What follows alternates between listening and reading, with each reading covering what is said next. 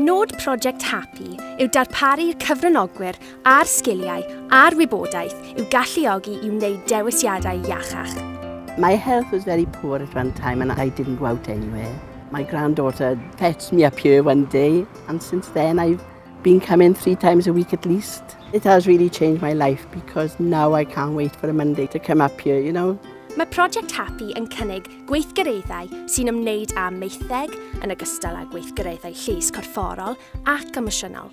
Mae'r cyrsiau wedi cynnwys cyflwyniad i seicoleg, cwnsela, gael a cholled yn ogystal ag adeiladu hyder, rheoli straen a delio â'r golbryder. Mae tîm HAPI yn ceisio darparu amrediad eang o opsiynau a chaniatáu i'r cyfranogwyr i arwain yn yr hyn maen nhw eisiau wneud. Mae croeso i bawb sydd eisiau cymryd rhan i wneud hynny. Mae'r prosiect yn rhoi cyfle i bobl adael eu tai a gwneud rhywbeth gwahanol. Drwy gynnig cyrsiau o fewn y gymuned, y gobaith yw y bydd mwy o bobl yn medru cymryd rhan mewn amgylchydd gyfforddus a chyfarwydd gan helpu nhw i fagu hyder. Mae rhai o'r cyrsiau a gynigir yn rhoi sgiliau newydd i bobl. Maen nhw'n ymarferol ac mae pethau'n gallu mynd yn ffrynt weithiau.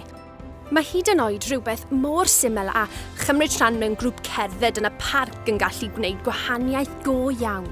Gallwch chi ddod a'ch teulu gyda chi. Pam lai?